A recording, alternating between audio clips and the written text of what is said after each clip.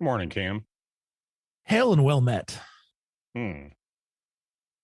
How are you doing, Mitch? I'm doing all right. I have nothing for that whenever you say that. Just hit me with a good Leroy Jenkins. I'd be fine. It throws me off only because I thought I had something kitschy to say right off the bat, and then you say that, and it's like, shoop, it's gone. I stole your thunder. I think you did. So, COVID. It's still a thing. I got a right. So Thursday morning, I got a text message from our worship leader. Hey, we've got a COVID issue. Staff members have tested positive for it, and now we got to figure this out because there's at least one prominent person in the church that is in leadership that runs a lot of stuff that is not yeah is down for the count right now. So we're stepping up. We're doing it. We're going full live stream. Actually, I had to rejigger my schedule last night because we had a women's conference last night, which I normally wouldn't have done anything with a women's conference. They had people lined up for that. But all of a sudden they're like, well, we can't have 60 women in the church meeting when we've got this COVID issue. And of course, there are plenty of them were uncomfortable with it anyway. Yeah. Hey, Mitch, can we live stream? I was like, because they're so here's the thing is that we had a speaker that we flew up from Florida to speak at this thing. So it's almost like, well, we've got money invested in it where, she's come all the way up here to speak to the ladies, and everybody was looking forward to hearing what she had to say. And then COVID. And so I did switch my schedule around yesterday and was able to live stream it for it. And if you guys want to check it out, you can check out gbcportage.com and just go to the live stream link. She gave a really, really good presentation on struggles that she had with her daughter and her own struggles through the process and how things came out on the other end. And it was good. I enjoyed it. It's definitely geared towards women. So as a guy, you have to kind of take a few things with a grain of salt, but it was good. So, but we're locked down for 2 weeks, church wise. So, and our pastor can't speak. So he's going to be, we've got a guest speaker that sent us a video for Sunday, and I'm not sure what we're going to do for the next weekend. So it should be interesting. So have you guys had anything happen like this at your church at all? This summer, one of our staff members and one or two of his kids got COVID, and he found out. So after church one day, a bunch of us got together out at a friend's house that lives out on a farm and has a pool, and he actually rode out there with me and my daughter. And then, so this would have been Sunday afternoon. We all hung out, outside, inside. It was like July, so we were, everyone was inside and outside throughout the day. And then we found out Tuesday that he was showing symptoms, and he tested positive Wednesday morning. And so pretty much everybody that was there also helped with the youth group. So we actually had to cancel youth group because we all had to get tested. And so since he was in my car for the 20-minute ride out there, that's considered long enough to be, exposed. So I had to get a test, and my daughter had to get a test, and we both came back negative. But because my daughter's not vaccinated because she's 4, she still had to quarantine for 2 weeks. But because I'm vaccinated, I didn't have to quarantine even. So we had to, obviously juggle all of our daycare plans for, at that point, a week and a half. So yeah, it messes stuff up, and we had to change the way things were done at church for 2 Sundays. So, but that's only happened once in this whole time. So feel pretty lucky in that regard. This is really since we came back to meeting. I I was about to say without restrictions, but there's still some minor things that we're doing to kind of social distance, and we're encouraging mask wearing, but not requiring it, which means 2 people in the congregation wear masks. So, welcome to Wisconsin. Yeah. But this is the second time since we came back to meeting together that we've had to shut down like this. So I don't think it's a bad decision either way, to shut down or to be meeting, but we just have to be flexible with it. So COVID 2 years ago, who would have known? Yep. That's what it is, right? All right. Well, if you are a loyal listener to the show, you will remember quite a while back, one of the things that was delighting me was my mute me button.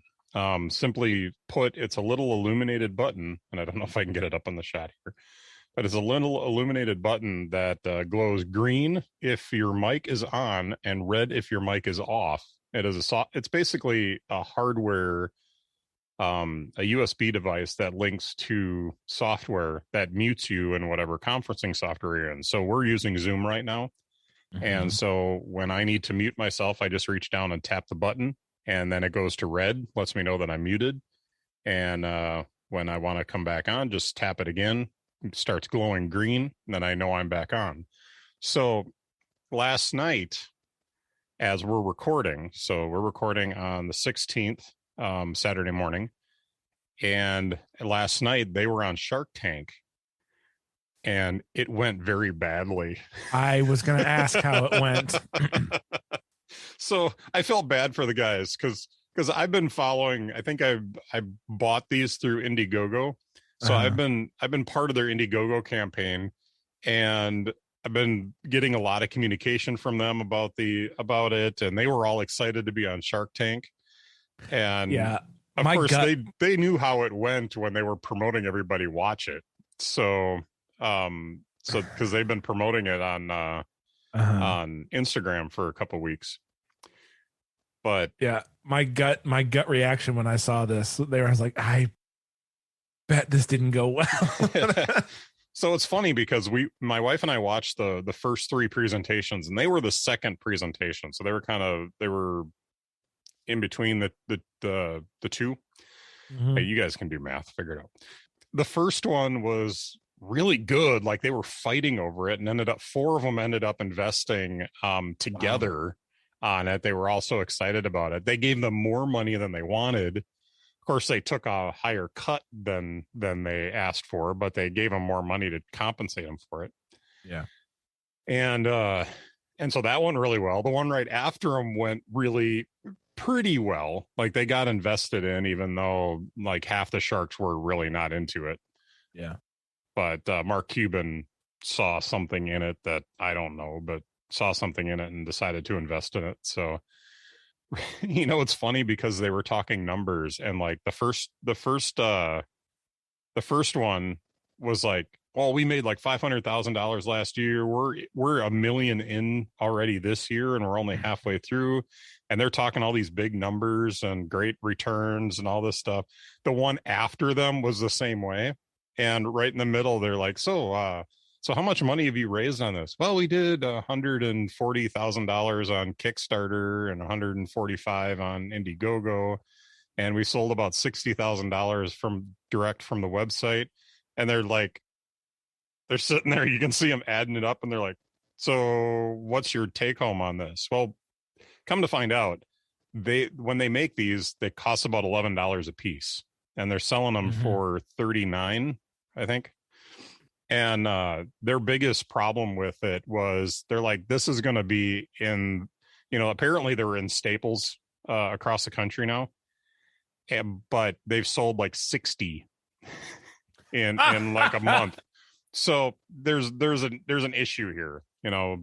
People, this is not something that it looks like people really want. And I think it's a niche product. I think they should be selling it off their website, and they should be a scaled down operation, really. But you can't harm them for, you can't fault them for wanting to go big with it, because they think they got a great idea. And I think they do too. For those of us who use Zoom regularly and stuff, it's not a bad product.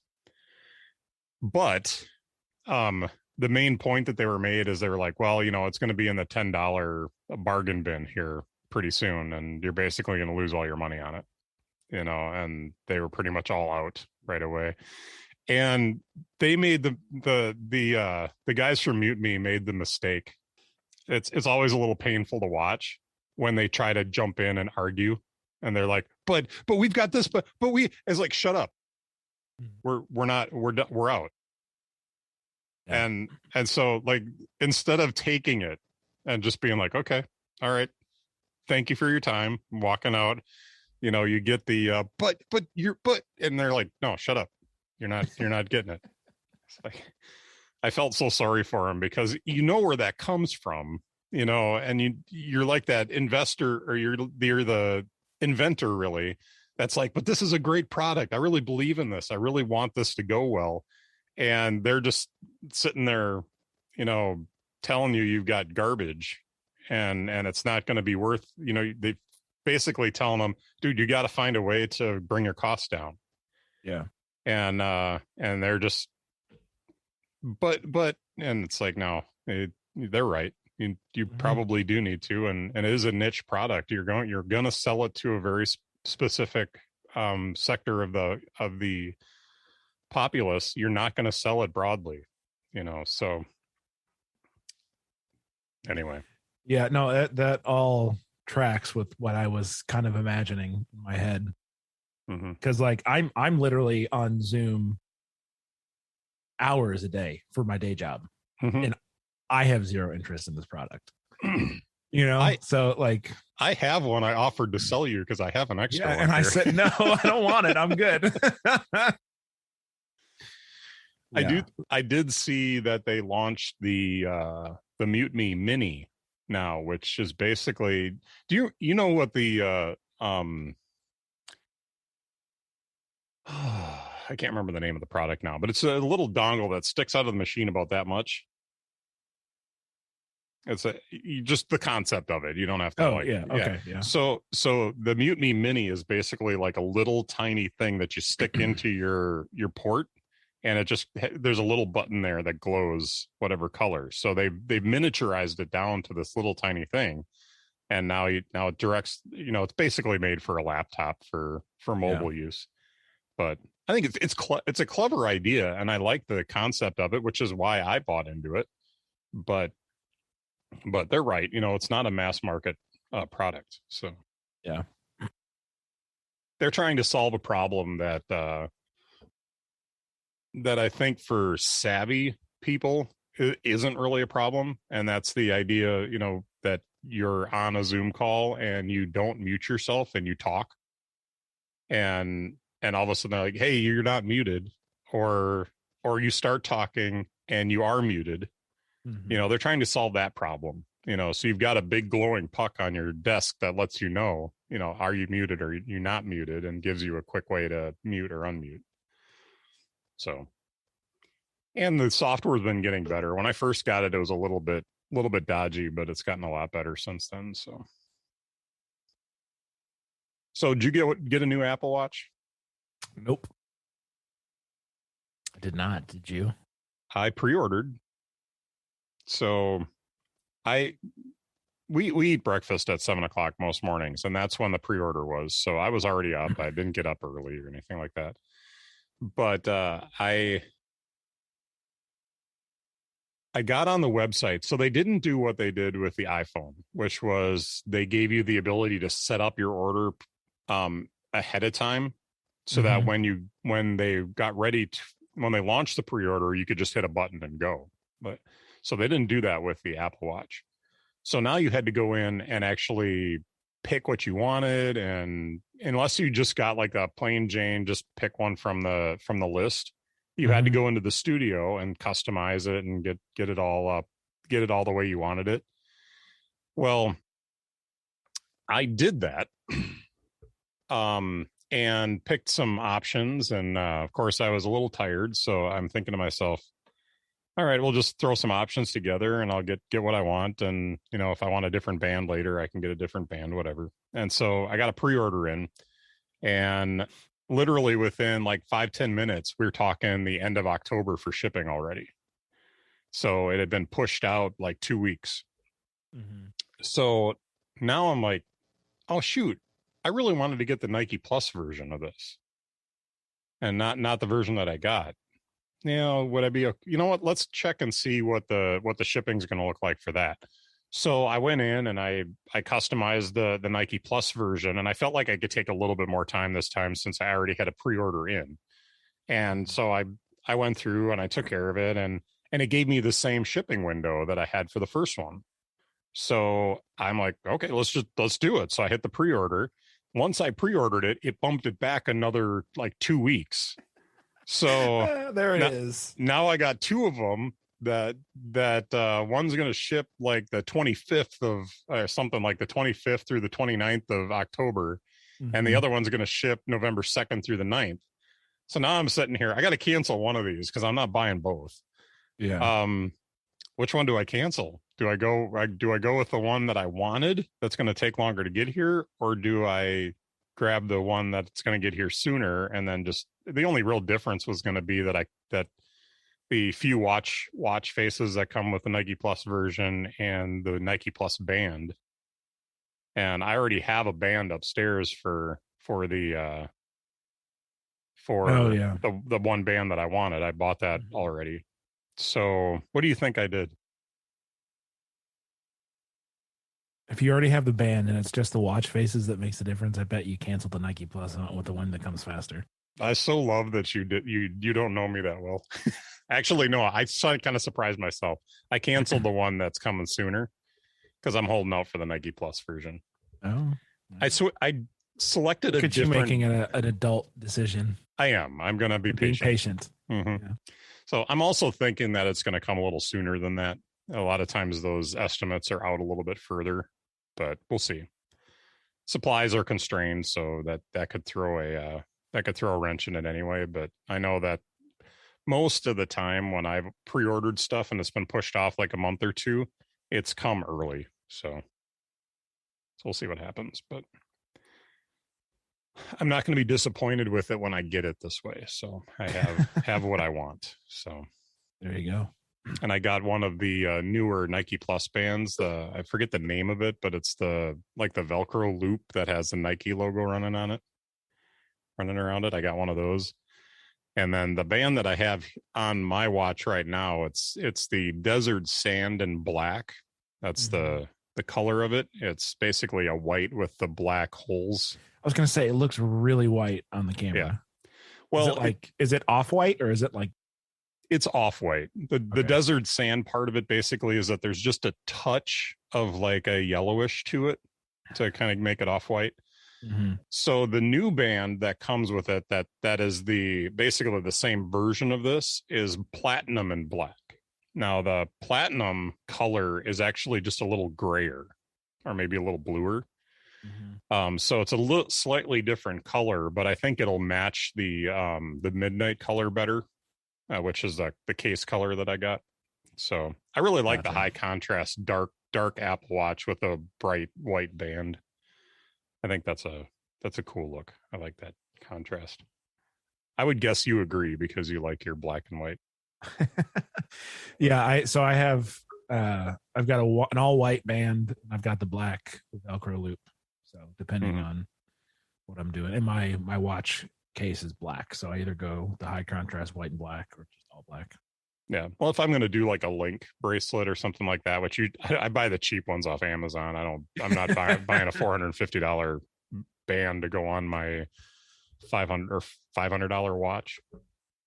So but all the ones that I would wear casually day to day are brighter colors like white. I wanted to get the electric orange, but the electric orange didn't the braid, the solo loop braid. Oh yeah. And that one. So this is part of the problem with the ordering process for the watch, is that it let me select the size, but it didn't offer the size. I didn't find that out until later. that I think I was like a 10 or 11. Like I got a big wrist. I'm a big guy. Um, but it was like a 10 or 11 that I needed, and they didn't offer it in that size, or maybe they might have been out of it, or maybe they were cycling out of the stock for it or whatever, but they only had up to size 8. So I was out of luck to get the orange one. So, but they didn't tell me that. All they did in the process to tell me that I couldn't have that band was they just didn't let me hit the add to bag button at the bottom. It did grayed out the add to bag button, but it didn't tell me what was wrong with my order. So I had to go through and I had to like figure out, I had to pick a different band. Once I picked a different band, like one of the newer bands, then it would let me do it, but it wouldn't let me have the orange one. And then I went back later to see if I could order the orange one, which I wasn't going to pay $100 for it, but I just wanted to see. And yeah, they only had sizes up through size 8. So I figured out that must have been the issue. Gotcha. So they could have been a little bit better process for that. Agreed. That's frustrating. Mm-hmm. And my wife's sitting across the table with me, and I'm just like, dang it, let me hit the button.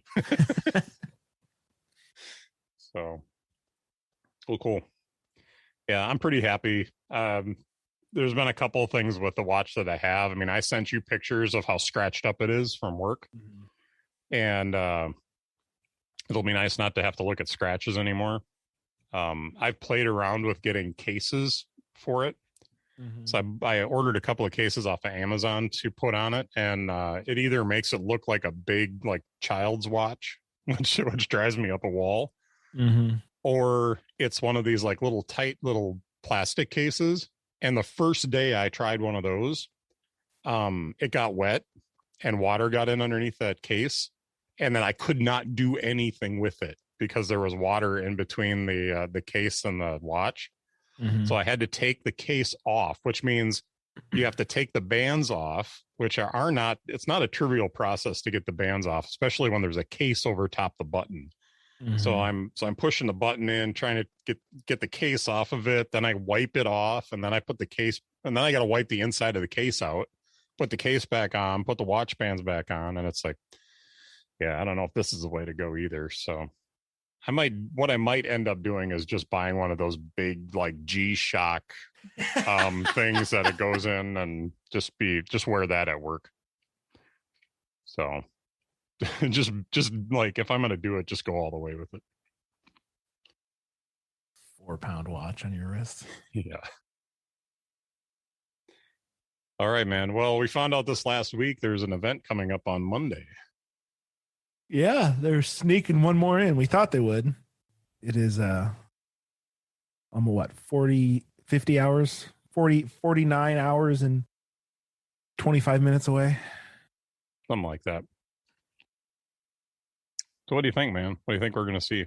I've got a couple opinions that I'll share. But new iPhones. That's what I think. You think we're going to get another iPhone? Yep. iPhone 14. Here we come. No, I mean, the rumors are what? New MacBook Pros with the improved M1 X or M2, or just the next iteration. AirPods, not Pro, but AirPods 3, so the cheaper of the two, or of the three, I guess, because there's your Maxes, which are the expensive ones. I shouldn't say that. The AirPods Pro are expensive. They're $250, right? They're all expensive. But varying degrees. So, and then maybe a Mac Mini with the bumped M1, right? Those are the main rumors. The hot tea, right? Yeah, definitely the MacBook Pros have been called out. The Mac Mini, I'm on the fence. Yeah, that'll be interesting. I could maybe see them do like the Mac Mini Pro that's been rumored. That's the higher end, faster Mac Mini. Maybe different case design to mimic the Mac Pro, but higher price tag. Yeah, I was trying to think, like, what are the benefits to ramping up the Mac Mini? since they just made one last year that has the M1 in it. And I forgot it's the lack of ports in IO that really is the selling point. So I think if they're going to push the MacBook Pros with increased IO, it would make sense for them to do the same thing with the Mini, so that they can get that target audience that requires, the more than 2 ports, right? And would want, not just USB-C, but would need other types of connection to support their work. So I would say if they're going to do it to the MacBook Pros, I can imagine them doing it to the Mac Mini as well, for that specific reason. Yeah, I think the Mac Mini is going to be basically, well, the Mac Pro, I guess, would be a spec bump too, pretty much. You think M1X or M2? Oh, I don't care what they call it. Oh, at all. It's marketing, but yeah, and if they're going to do the efficiency, like the efficiency performance TikTok, then it would make sense for it to be like M1X is the power boost, then M2 is the next efficiency boost, M2X is the perform. That would make sense. But Apple routinely does things that don't make sense when it comes to naming stuff. So, but yeah, I think it makes sense for that to be the approach, right? Do the efficiency, battery gains, that sort of stuff in one, and then the next one you boost the performance cores and all that sort of stuff. The power. Because then you can target because with that you get to target different audiences with the different releases, right? The efficiency one is just like, hey, it's better at things, like it's 12-hour battery or whatever, and you can hit the mass market with that one, and then you come back with the performance gains for the professional people that need horsepower, essentially. And I think the X in the name, I kind of wonder if they're going to denigrate that anyway, because when you look at how they've done, like you'd have the iPhone would come out with the A13, and that just picking one out of the air. And then the iPad Pro would come out with the A13X that was faster and everything. Well, the iPad Pro now is on the M chip. So Bionic. Do you have anything that actually has an X in the name right now? I don't know. Isn't it just an just A14 or not an A14? Is it A15 was the latest chip? I don't remember. I don't keep track of that stuff because it doesn't matter to me, the names of chips. Yeah. So what I think is likely to start happening is that your A series is going to be for your iPhones, your iPad Air, and then your iPad Pro is going to go with the M series chip, and then pretty much all the Macs will be M series chips. So that's what makes the most sense to me at this point, or at least what I'm seeing starting to develop. And then if they have a machine like the Mac Pro that requires a faster chip, maybe they come out with an X series for that and just like kind of redefine what that X means. But it is possible. So if we were going to play a game, which we are not going to play a game this time because we are cheesy. No, but if we were going to say make some predictions and score them or whatever, like some other podcasts do, maybe like a podcast that would have like a really risky prediction. I got thinking about this yesterday because I happened to be listening to that particular podcast and the Rickies. And man, I think if I was going to make a risky pick, I think that the word unleashed I think this is going to be one of the few times, because I've been looking back at the invitations at each of the event, and each of the events, it does kind of mean something. The last event, the iPhone event, doesn't make quite as much sense with the California streaming.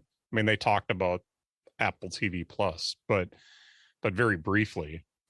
So I'm not sure how that played. But they also just talked about how awesome California is, and all the presentations were at different places across California.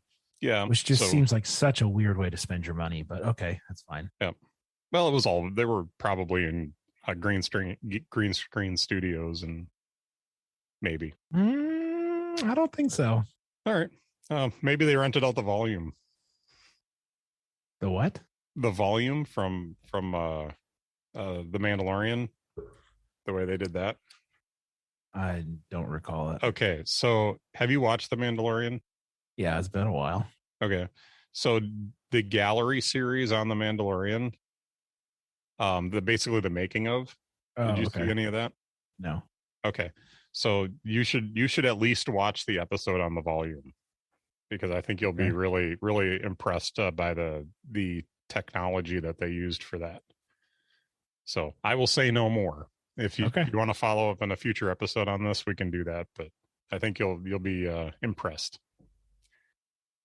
But anyway, so I think when it comes to Unleashed, I think that there's been a couple of theories that I've heard, and one theory that I have that I think is plausible. Well, it's the risky pick. It's not plausible, possible, but not probable. So the one that I think is probably the most possible meaning for it is that we're going to see MagSafe come back to the Mac Pro, and that's going to look a little bit like the, hey, look, you can it just pulls off real easy, or just magnetically connects. I think that's probably the most probable meaning for that term that they use, the Unleashed term. What my kind of moonshot is that this is going to be the event where they say goodbye to Intel on everything. Not that they won't offer Intel machines, but they'll have a M1 version of all the machines announced on Monday. So that begs the question, what do we got left? So we have the 27-inch iMac, or whatever the bigger iMac's going to be. Mm-hmm. And the Mac Pro. Do we have anything else? No, because you've got the Mac Air, the Mac Mini, and the Mac Pro, or MacBook Pro are all out. They're bumping the MacBook Pro and the Mac Mini theoretically to the higher end versions. Mm-hmm. And then the smaller iMac came out in all those fun colors. So yeah, you've got the bigger iMac and then the Mac Pro. Yeah, and I'm not suggesting that they're actually going to be shipping by the end of the year, but they're at least going to talk about them and say, hey, here's what we got in the works. My bigger moonshot, and this I think is probably almost on the verge of impossible or something that Apple wouldn't do, but I think would be really neat to see them do. And I don't know the technical what would technically have to happen, and if it's even possible with the Mac Pro to do this, but to be able to pull the old Intel stuff out and put the new M1 in, and they would charge just for that module, so that if somebody already owns a Mac Pro and wants to update to the M1, they don't have to buy a whole new machine. They can Apple's not going to do that. No, they want all the money. They want all the money. So what I think is probably the more possible idea here is that they'll offer a trade-in program for the old Mac Pros, like they do with a lot of their products, and you'll have to pay the difference basically to upgrade into the M1 Mac Pro. You know what my risky pick is for this, Mitch? What's going to make your laptops truly unleashed? 5G. 5G. That was a pick in the Rickies. Oh, was it? So yeah, I haven't listened to the episode yet. So yeah, and I think it was a risky pick if my memory. Yeah, because they're not going to do it. They're not going to do it. It's a dumb pick, is what it is. Well, they made the argument on the episode, and you'll have to listen to the episode, but they made a good argument for it on the episode that this might be the time that they add cellular to these machines, but. I think it's more likely that we're going to see Face ID on these machines. Now, I don't think we're going to see either one of them realistically, but I think it would be there was a rumor that I just saw this morning from a Kludgy site that said that there was a notch in the screen on the new MacBooks, which that would suggest that there's going to be Face ID, or they're pushing the screen so far to the corners that they've got a notch with their camera and their sensors in it.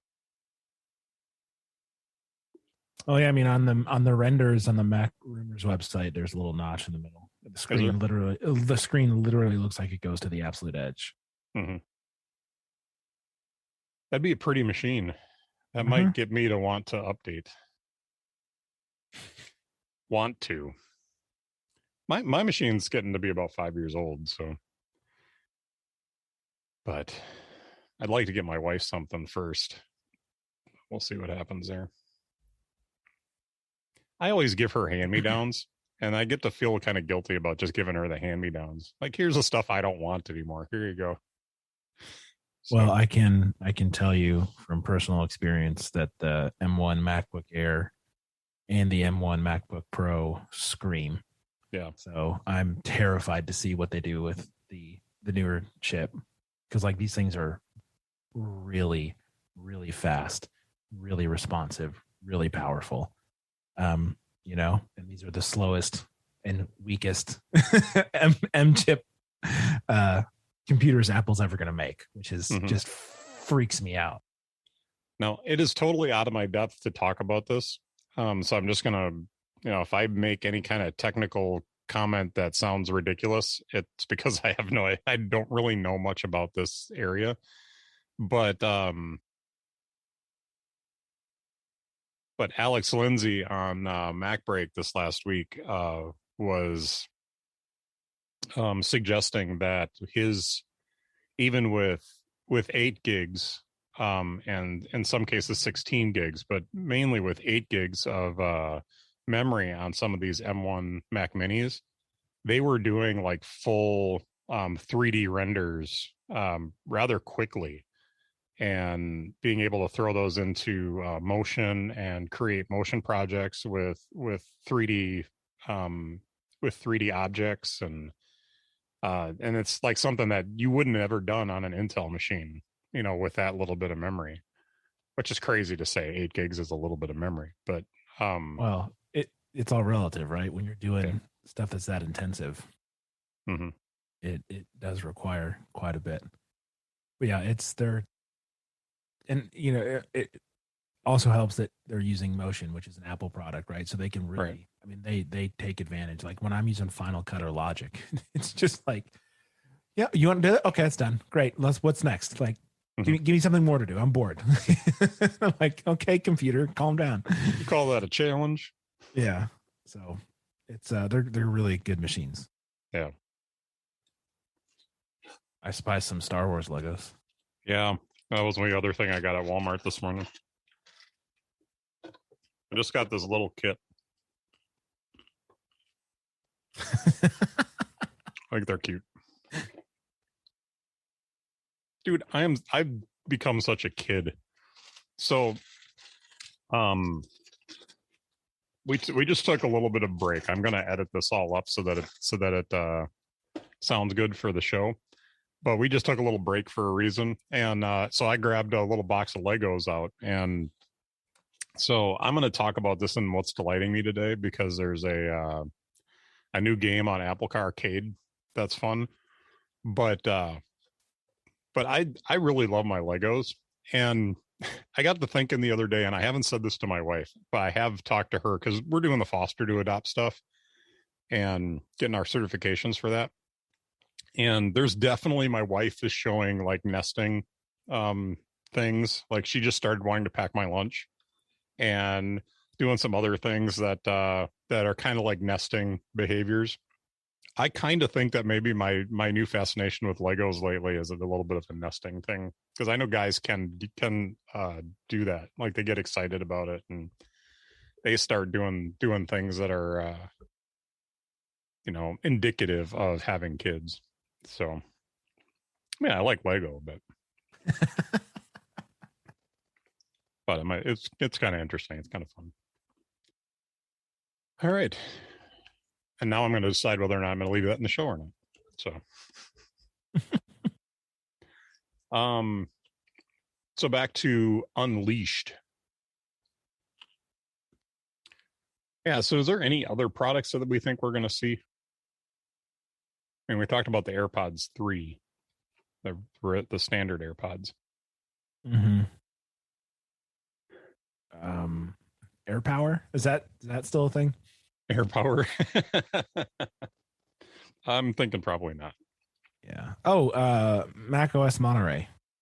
Oh yeah, we could. I mean, we could see like a brief demo of that and get a release date. Yeah, I bet they release it by the end of the week. Very possible.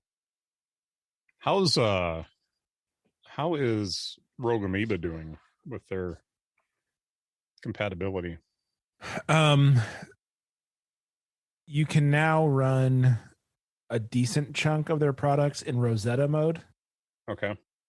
So I'm able to run Nectar 3 in Logic as long as I'm running Logic in Rosetta mode on my MacBook Air.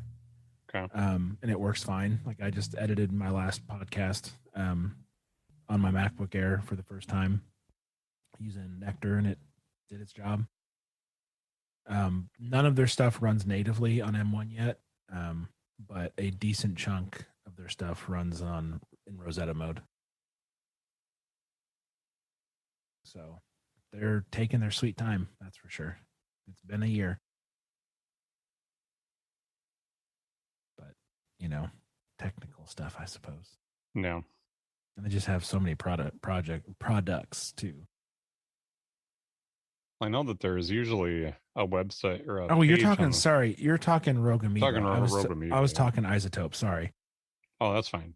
My bad. Yeah, Rogue Amoeba.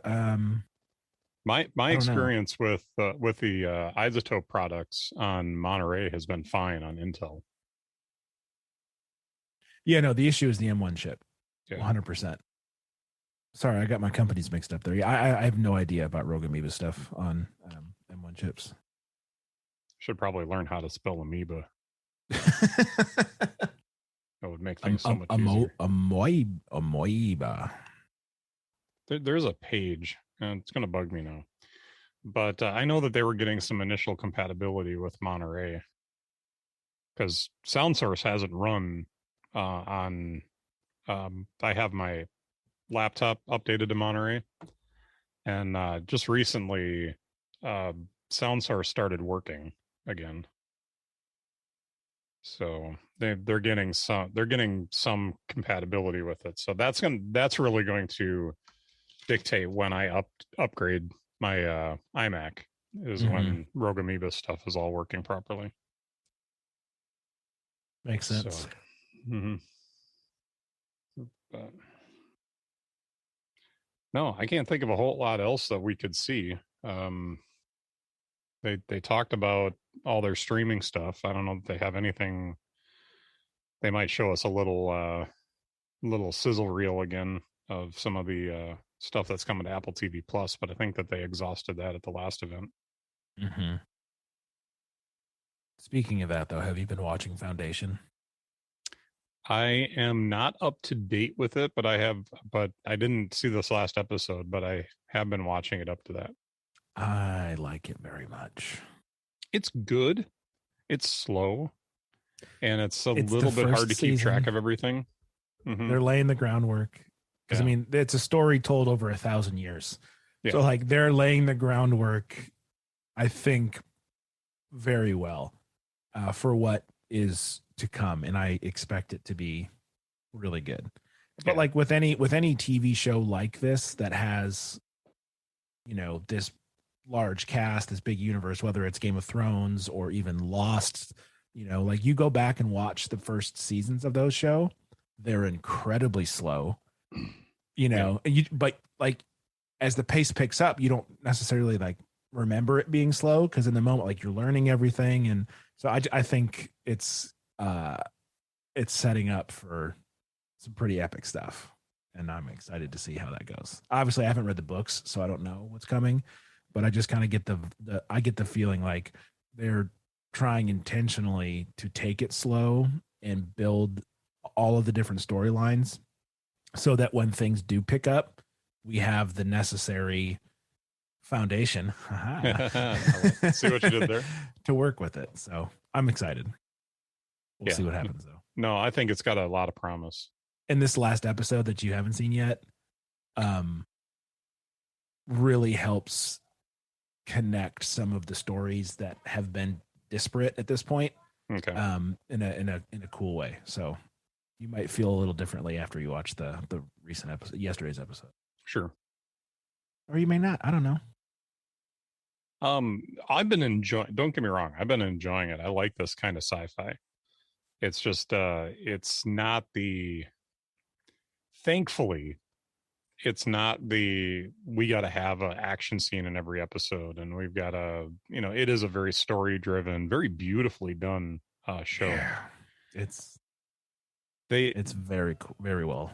The cinematography and just like the set design and everything is just really really well done. They asked about the show budget on this. I don't want to know. He didn't talk numbers, but he basically said 2 episodes of Foundation is more than he's ever spent on in a full length motion picture. Well, yeah, it's ridiculous. Fun. It's good. I mean, when the first or second episode, when the elevator, I forget what they call it. Oh, oh my gosh. Starbridge. Yeah, but when that falls, like I can't imagine how much it costs to build all those effects. That was crazy. It was so good. It really brought you in and really helped you to feel the extent of the destruction and like what something like that would do if it fell from space. So, and it killed like millions of people. 100 million. 100 million people. Yeah, that's crazy. Yikes. Yeah. To put that into, do you know how many people live in the United States? A little over that. It is. It's about 75 million. So to put that into some kind of perspective, that's a lot of people. Yeah. So that's like if you just wiped almost all of North America off the map. Or a good portion of it. That's a happy thought. Yeah. Well, it's putting in perspective. It's a good show though. But I can't think of anything else that we would see at this event. Yeah. It's going to be very Mac focused. It has to be. Should be fun. I hope we get a Who Let the Dogs Out reference at some point. Sure. Why not? It all depends on whether or not Craig Federighi. Yep. If we get Craig. Oh yeah. He's good for a dad joke. Mm-hmm. Sure. So I know that I'm ready to be a dad because all the jokes I tell are dad jokes. This is good. Just means you have a good sense of humor, Mitch. That's all. Yep. Good stuff. All right. Well, what's delighting you today, Cam? We got together last night for a friend's birthday, and it was just a bunch of friends, and like we hung out and ate pizza, and then we like carved and painted pumpkins and like had ice. Like it was just, and people with kids brought their kids, and it was just nice to like be around people, and like we were there for like 3 hours.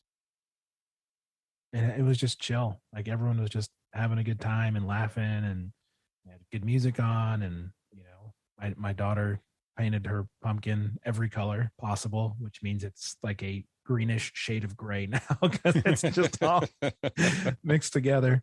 But it's abstract. We'll call it that. Yes, it's abstract. She's also 4. So, you get what you get. But it's just spending time with people that you care about is just nice, and getting to celebrate one of them is fun too. So it was just one of those nights that just makes you like, oh, being human is a good thing after all. So yeah, just enjoyable. A nice reminder that as much as people can make you crazy, people can, like, people matter, and getting to spend time with ones that you care about is just, it's a good thing for the soul. Yeah. So that's what's delighting me. It's, and I'll tell you, working in retail, it's really easy to lose sight of that because people can be terrible. Mm-hmm. So yeah, I definitely appreciate hanging out with people I like. I often say that people are the worst and best part of life. It just depends on, and it's usually that big of a swing. Mm-hmm. So, you might that might be the show title. People are the best and worst. Yep. So, and I am people, so I know that I can be very good and very not great. Oh man. Depending on the situation. I've definitely had some times recently because I've been really stressed out and I've had a lot going on. And I've definitely had times recently where I've totally felt like I'm the worst version of me. But there's been some times recently where I felt like I'm the best version of me too. So what is delighting you, sir? I had a couple of things that I was going to talk about today, and I'm worrying about just picking one of them. But I solved the problem, and I always love it when I solve a problem. So do you listen to anything when you're taking a shower or getting ready in the morning so that you have maybe usually music. Do you have a Bluetooth speaker in your bathroom? I have one that I take into the bathroom. It doesn't live there, but yeah. Okay. So I have one that I just leave in there. And this is my old one. There's a little Aki. I don't see it's just a little Bluetooth speaker. It's got a couple of volume buttons on the front. But I've had an issue with the charging port as of late. And I've gone through 3 or 4 of these, not this particular model, but I've gone through 3 or 4 Bluetooth speakers that I put in the bathroom. And, there could be a few reasons for that. Maybe the steam is getting added, or I don't keep it that close to the shower. It's kind of off to the other end of the bathroom. Our bathroom is really long and narrow. But it could just be that these, like when you keep buying these less expensive ones, they just wear out faster. And so this one, the charging port stopped working properly. So it's one of those things where you put it's got a micro USB port, and you plug that in, and then you got to wrap the cord underneath it to get it to sit at the right angle. Make sure that the red light's on before you walk away. And then Jamie, my wife, can't touch it until that red button turns off. And then you got to jiggle it around and make sure the red button didn't turn off because it lost contact. So threw that out, and not threw it out, but got rid of that. Well, I found a solution for this that I don't have to worry about charging the internal battery on this, because I work at a home improvement store. And so I came across this little Rigid speaker. Well, I'm sorry. It's a lot bigger than the Aki one that I was using. But you can commit a crime with that thing. This is true. That's probably a couple of bricks big. Uh-huh. But in comparison to their other radios, this is the small guy. So, they make big job site radios. Uh-huh. So what's nice about this is I have 2 Rigid drills that I've had for years that I use for building stuff and everything. Yeah. But it uses those batteries on the back here. And I can just throw those in the charger. Uh-huh. And I've got 2 of them. So I can always have one in the radio and the other one's on the charger, so that if I see the battery level starts getting low, I can just swap the batteries, and they're always charged. I'm never caught in this position where I'm in the shower and I get the and then the podcast comes back, and then all of a sudden the podcast pauses because the battery's getting low, and it's notifying me that it's gonna shut down soon. But it doesn't just shut down; it's got to annoy me and I'm not going to jump out of the shower and like get water all over the place to go shut it off. It's just going to annoy me until I can get to it. So this thing doesn't do that, because I'm going to make sure that I've got a fresh battery in there all the time, because the battery is nice and swappable in the back, and it makes me happy. So it's an AM FM radio and it's Bluetooth? AM FM radio. It's got Bluetooth built in, and there's an auxiliary port on the side if you want to plug something into it as well. Oh, and nice. there's a USB charging port on the side too. So you're not tied to the batteries if you don't need to be. You can charge it via USB. You have to run it off the battery. There's no other power source for this. So the USB port is not for power. No, what the USB port is for is, let's say you've got one of them old school phones that has a headphone jack on it, and you want to plug the phone into this to charge off of it. And then plug the phone in with the regular headphone jack into this to run it up through auxiliary. You can do that. Okay. So it's power out, not power in. Yeah, it's a power out. Okay. So, but I like this little thing. It makes me very happy because it works well. It connects faster than the Aki one would connect before. Usually I would turn it on and then I would sit there and wait for the chirp that it was connected. This one connects quite a bit faster, shuts off a lot faster. It has a dedicated volume dial at the top, which is really convenient. Mm-hmm. And other than that, this one's ruggedized so that, like, I'm not going to do this, but I could probably throw it across the room here and it would be just fine. Also probably going to handle moisture better than just a little. Yeah, that was Bluetooth my next question was water and dust resistance or proofness. Yeah, I'm guessing that, and I don't have anything to prove that, but I'm guessing that this is more water and dust resistant. Mm-hmm. So yeah, makes me really happy. So there you go. Thought I would share that on the show. Just quickly, the other thing that I was going to talk about, because it ties into the Lego thing that we talked about briefly.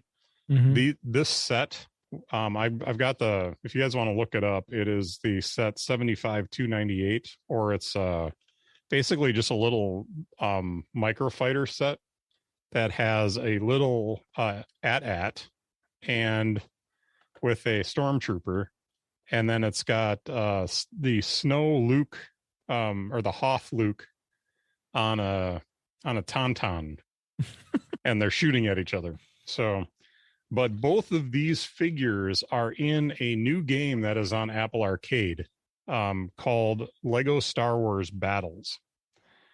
And I got my phone right here.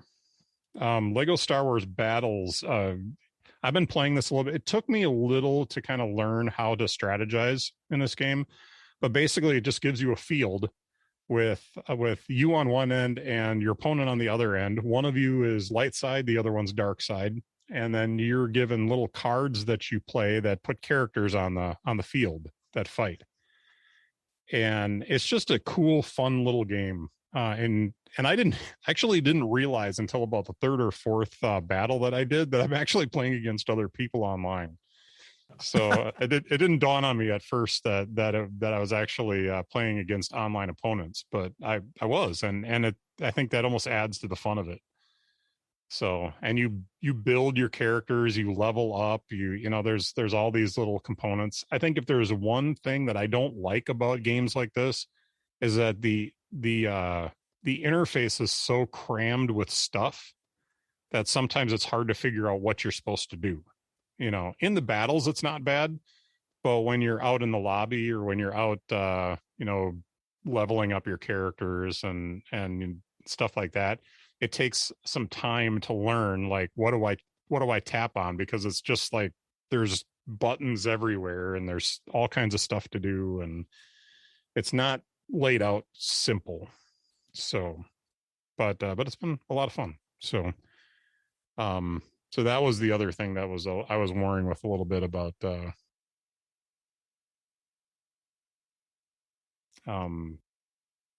with that. So it's cool. I might check that game out. We'll see. Yeah, it was fun. I don't know that there's any way to actually say, "Hey Cam, let's play." You know, I think it's just all like randomized matchmaking. Yeah. So, but Cool. Well, that's all I have for us this week. Did you have anything you wanted to add? Go Blue. They're not playing today. They have a bye week, but Mm. 6-0 for the first time in a while. All right. Yay, sports. Did you see the Packer game last week by chance? No. That was the craziest game. Who'd they play? Oh, the Bengals. Gross. So the Packers won 25-22 in overtime.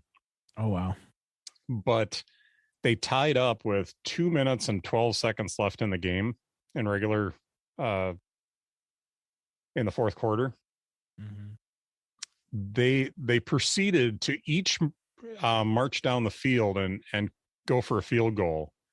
And there were in that series, there were 5 missed field goals. So the Packers marched down, Crosby kicked and missed. The Bengals marched down, the Bengals kicker kicked and missed. Then the Packers marched down and missed another one. Then the Bengals marched down and missed another one. And they just kept going back and forth until finally in overtime, Crosby hit a field goal to win the game. So, but I thought that game was never going to end. But it was so bizarre because they weren't. It wasn't like they were like 60-yard field goals. They were anywhere from like, I think 44 yards was one of them. I think there was a couple over 50 yards, but they weren't unhittable field goals, but they just kept missing. So I guess there was a rash of missed field goals last Sunday in the NFL. So I don't know. All I know is the Lions lost again. Yeah. Were you surprised? No, not at all. No, we got the Bears tomorrow, so yeah, I think it's a night game too, right?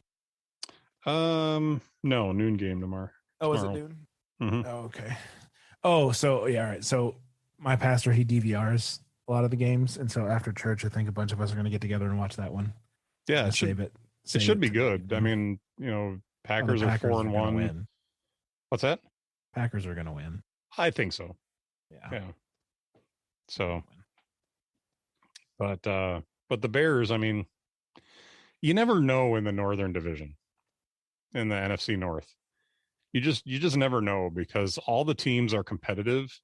And even you say, oh, well, the Lions, they always lose. But you know what? They're close losses. They're all close losses. There have been games where the Lions won and it was, I don't want this to sound weird or sound like prideful or whatever, but usually it's because the Packers didn't show up, and they didn't play a very good game. And it's just, it feels to me like if any of the NFC North play each other, generally speaking, they go the way that they should, but you just can never count on it. So we got swept by the Lions one year. I remember it was glorious. And it was like 2 of the 3 losses that we had that year. So I also remember Aaron Rodgers 60 or 70-yard Hail Mary to win the game at Ford Field. Yeah. And it was one of those I was watching, and it's literally as soon as it left his hand, I stood up off the couch and said, they're going to win. And I walked out of the room because I knew I was like, the Lions find every possible way to lose a game. And so I no exaggeration, as soon as it left his hand, I stood up off the couch, said out loud to the people in the room, Packers are going to win. And I left the room because I went to the kitchen. I was like, I'm done. I can't handle this. And then I heard the raucous reaction from the other room. And I was like, did I not tell you what was about to happen? I got to tell you, I remember that pretty keenly. I was sitting on the couch. I'm on the edge of the couch and I'm like, oh my gosh, the ball's hanging in the air. And, the guy's name was Rogers. I forget his first name. Catches the ball, falls into the end zone, or like I can't remember if he was actually tight end of all. It was the tight end too. It was like, come on. Rogers and whoever the tight ends are, there's magic there. I mean, I see that all the time where the tight ends are the ones that he goes to for those clinch plays. And but I jumped off the couch. Like I don't do that very often. And I jumped off the couch and I was pretty excited about that. So no, there are games when I see the Packers win and I'm like, man, they didn't deserve to win that one, but we'll take the W. So, and speaking of sports, my Brewers lost and are out of the playoffs. I don't know if you saw that, but no, I don't pay attention to baseball anymore. Man, they just got outplayed by the Braves. That's the long and the short of it. Braves showed up. They played a better game. Their pitching was nearly flawless. They got outplayed. So, and they didn't have I don't think they had anything to be ashamed of. They showed up and they played their hearts out. And if there were errors and there were mistakes made, they weren't egregious errors and they weren't terrible mistakes. They were just part of baseball. And man, it was a fun series to watch, but Braves just outplayed them. I think that's the Braves got a good shot at taking the World Series this year from what I saw in that series. So we'll see what happens. They got the Dodgers in the NLCS now. So, but anyway, you don't care about baseball and I'm just getting back into it. So let's move on. All right.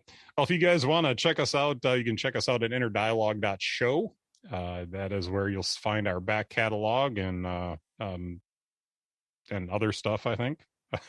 but at least you can go there and you can subscribe to the podcast if you're not already subscribed. And if you're not subscribed, how are you listening to us? Seriously. So, but tell your friends. We'd love to see some additional people get on the bandwagon here, get on the IDP bandwagon. So we haven't officially. Inner Dialogue podcast. Oh, I'm sorry. That's how I abbreviate us when I'm putting information in for stuff. So gotcha. But you can also, if you've got questions, comments, or anything for us, you can hit me up on Twitter. I'm at Mitch Craig. I'm at Cam Brennan, but I don't even have Twitter installed on my phone anymore. So all right, so hit him up on Instagram. Yes. Send him pictures. Also, Cam Brennan on Instagram. Yep. Otherwise, you can hit us up on our websites too. I don't know if we have. Do you have a contact form on your website? No, I don't either. No. Okay, never mind. Just hit me up on Twitter if you guys have questions for the show. At Mitch Craig. All right, Cam. It's been another blast. I should before we sign off, there was an apology that I had to make about the last episode. I don't know if you noticed this, but I didn't release the episode until that following Friday. And yeah. And so I had one of the craziest weeks that week, and it took me about 4 hours to edit the podcast from last time. Because there was some additional stuff that I was doing, some photos that I was putting together for the show, and just the audio. When I do my audio edits, I go through and I listen to the whole show and make my edits that way. There's a few different styles of editing, but that's the one that I find to be the easiest and the best to get good results. I know that some people don't do it that way, and that's fine. I've tried to do it the other way and I just can't get it to work for me. So, but it takes me about four hours or so if you've got almost a 2-hour podcast to edit that and to add the extras in and all that stuff. But it just came down to, I just didn't have that 4 hours all week. I think I got to the first half of the editing on Wednesday morning, and then I finished it up Friday morning, got it posted. So if you were eagerly anticipating our show and I was a little late on it, I apologize for that. But there were reasons behind the scenes why that happened. So cool. All right, man. This is a pretty timely episode, so I got to get this out quick. So we'll get this one out by tomorrow night again. Rock on. All right, man. Have a good one.